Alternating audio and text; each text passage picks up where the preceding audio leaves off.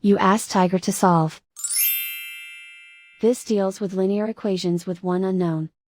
The final result is x equals -28/5. Let's solve it step by step. Simplify the expression. Multiply the coefficients. Combine like terms. Isolate the x. Divide both sides by -5. Cancel out the negatives. Simplify the fraction. Move the negative sign from the denominator to the numerator. And so the final result is x equals -28/5.